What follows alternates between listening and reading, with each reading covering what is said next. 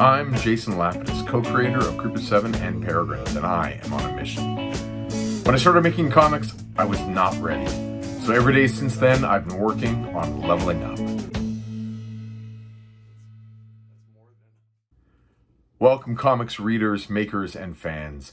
For all of us developing our skills, we've got to be pulling something interesting, something valuable from what we read. In this episode, we're taking a look at Darwyn Cooke's Justice League New Frontier Special, #1.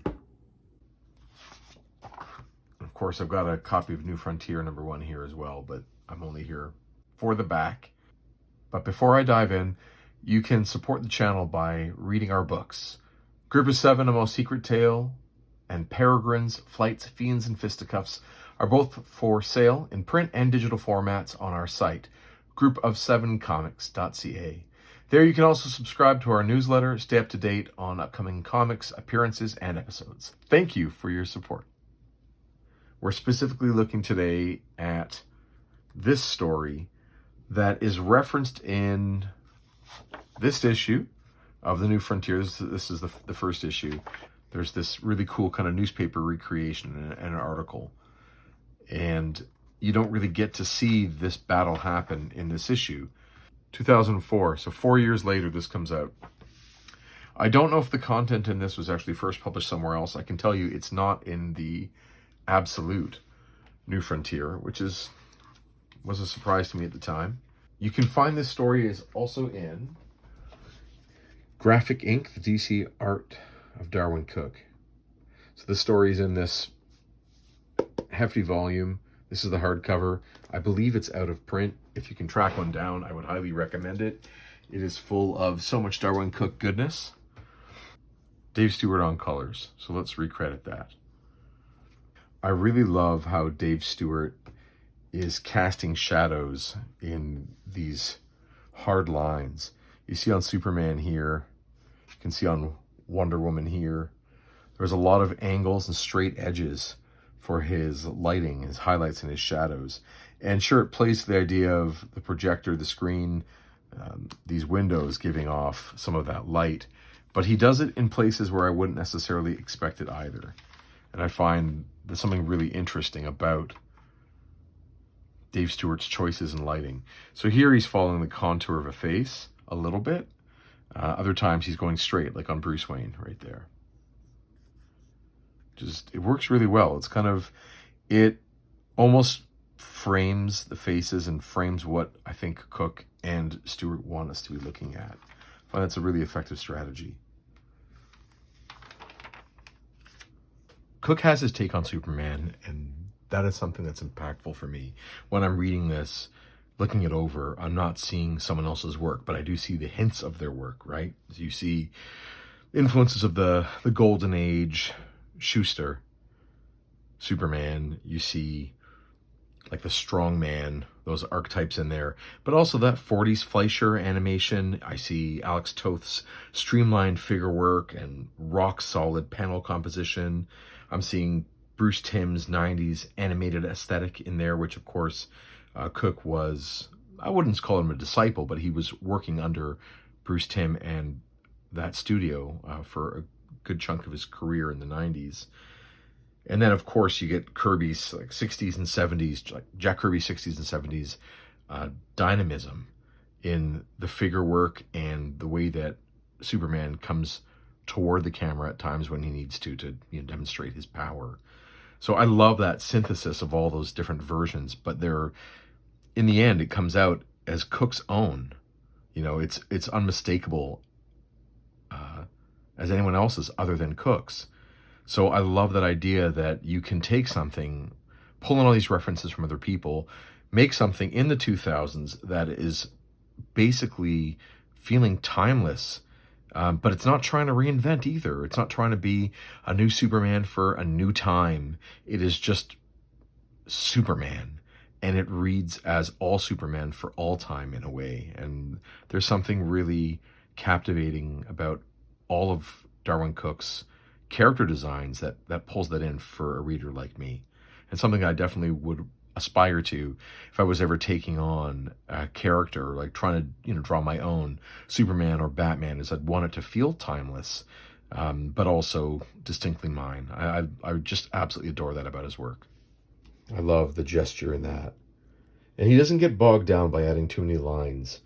I'm sure he's using hard shadows there, but for a particular reason, right? As Superman is being hit with the headlights of this version of a Batmobile. So obviously the back of him is going to be in stark contrast to that. But I love the gesture work.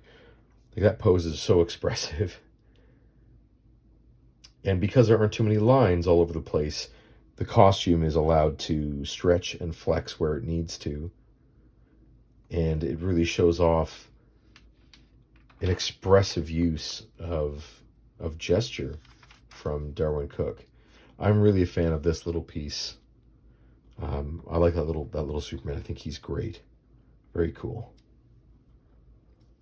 I could spend the whole time, of course, talking about Batman's design, but I really wanted to talk about Superman in this one.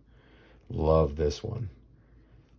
I mean, how much you don't have to show, but there, that symbol really stands out. I would have thought as he's flying through, we get like his eyes using power, but Cooke refrains from that choice, and that's kind of cool too. As he's heading into the darkness, he doesn't, I guess, need to overexpress. So talk for a second about the 3 panels on each page. If you haven't read New Frontier, I stop what you're doing right now and go read that. But in that whole series, it's almost exclusively done in 3 panels a page, kind of like storyboard for animation. And Cooke keeps that measure going. So this is a story that was, it feels like, I don't know if I read this in an interview somewhere, it feels like it was written to go in New Frontier, but it was sort of cut for time, and maybe he drew it afterward. I don't know that for certain, but that's how it feels to me, like it was written ahead of time and then drawn for this. And he just didn't want to put it in, change the pace of New Frontier as a story. Maybe it brings in Superman, Wonder Woman, and Batman too early, but the story is obviously formatted to match the rest of New Frontier. See here, like Alfred, as a penciler or an inker, I would have, you got these monitors, I would have probably gone along the edges of his cheekbone and the contours of his face, but Dave Stewart, who is an impeccable, colorist, multi-Eisner winning colorist, he just does this straight line, and it works so perfectly, making me rethink all of my choices. Here on Superman, straight line across his back, some straight lines across the cape, where it's being lit by the engine of the Batmobile. Like, just wouldn't think of doing it that way, but it reads just so beautifully. That sort of light and movement. It almost allows you to not spend too much time there. Like, these straight lines guide action, guide direction, and you don't spend too much time looking at it, which is probably a good thing. You move along with the pace that the writer, Darwyn Cooke, has intended. Coolest thing here, as Cooke is trying to show us that Batman is speeding toward Superman, who is down. Look how little is rendered on Superman. It doesn't even get features on a face. I love that. I need to learn how to let go and just have characters not rendered with detail, teeny tiny, to avoid zooming in if you're drawing digitally, and just let them be like that because it reads just fine. But the fact that Batman's kind of gone up the cave wall as he's taken that turn, it builds up so much speed and momentum. Really, really great. I love that. What I love about this, many things. I love that Darwyn has a take. He has a take on the character. He's not just aping someone else's. He's got his influences from other sources brought in, but he has a version of Superman that he's going for, and it is something like a synthesis of other versions that we've seen before, but something that is simultaneously wholly his own. Here, his holding lines get thin. He's switching from using a brush pen a lot of the time with some of these thicker lines. Actually, that would be J-Bone, wouldn't it? But probably based on the lines that are being shown here. But that super thin as it's being hit on all sides by light. So you wouldn't really see very much of it, which is a really good technique. There's light coming on all sides. Thinner holding line. And then look at that from Dave Stewart. Like, not even trying to go with some rules of anatomy, just gray in that nearly 90-degree angle. So cool, and it reads perfectly. Look at here, just across. Not curving. He's not molding the shapes the way a lot of modern mainstream comics do. He is just letting the line, letting the form be dictated by what Cooke and J-Bone are putting down, and just throwing down simple interpretations of lighting through color that read amazingly well on the forms, on the characters, on the figures, on the backgrounds, on the rock surfaces. He's going to town. All sorts of texture brushes. All the machinery, the backgrounds, you can see all the movement he's adding. This would have been in, line art. The background is plain. After you have the ground ripped up, there's nothing back there. But Dave Stewart is adding in that texture, and it creates not only just visual interest, but also so much movement. It's really, really beautiful. Breaks his line a little there. Cool.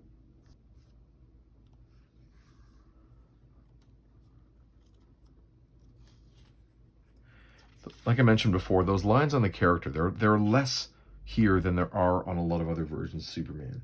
And those less lines allow the eye to move uninterrupted, across that figure. And it creates a lot of flow and movement. And he's using like a bulkier suit on him where there are creases.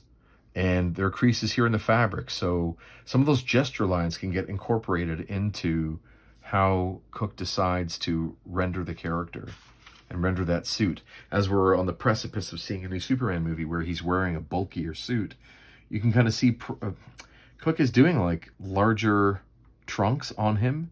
They're not underwear cut or Speedo cut. They're larger trunks that go partially down the leg and a little higher on the waist.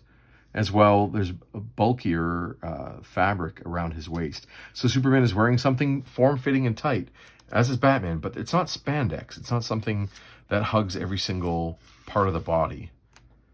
And I find this to be interesting and appealing visually. These lines coming off the tightness of the belt help express the directions that the character is moving. Here, nice. So here he's doing a little more playing with the form of the face, more than I expected, and more than is here and here, but it's still really neat. Here as well, Superman. But he takes a beating in the public, right? He gets accused of, or just labeled as not strong enough to defeat Batman. And that's what this whole story is about. That's the conceit of this story, is Superman has come to get Batman.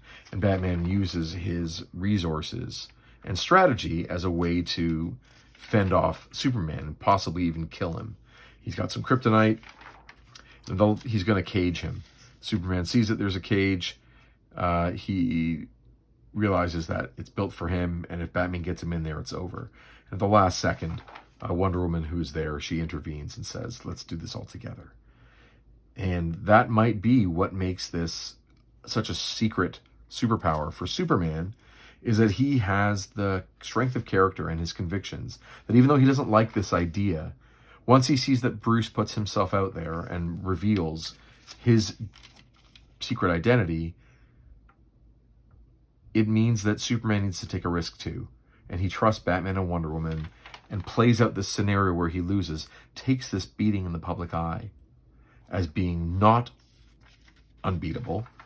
And that allows them to then move forward with Batman still doing what he's supposed to do in the shadows, use of cast shadow. So we get the look of all the people who are watching these two titans fight, and they are unmistakable in their shadows. And there we get the reference to the image that Cooke has already drawn, that we've seen on the back of issue 1 of New Frontier.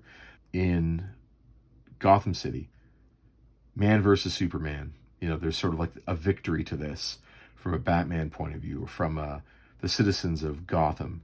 The man has defeated Superman, which is a man of the people kind of thing. But you can see how well Cooke expresses the damage that was done, as this is, work being done by a medic, probably by Alfred, on Bruce Wayne, maybe in his study, right? There's the bust of his father. And endless cups of coffee to keep going as they're stitching up Bruce Wayne. And then in Metropolis, the newspaper says, not so super.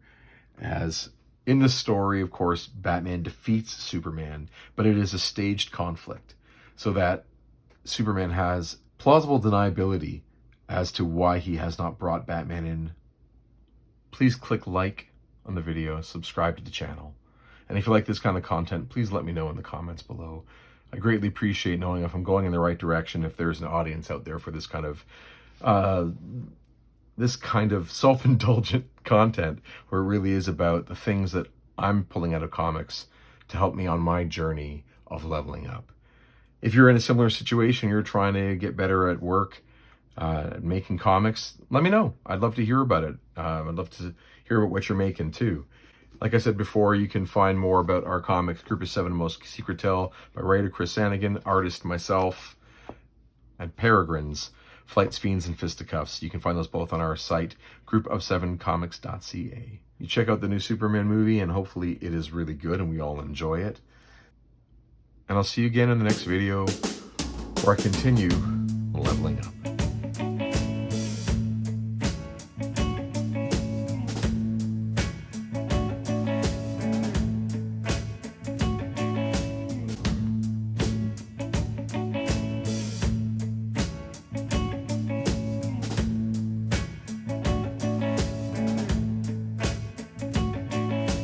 Level it up.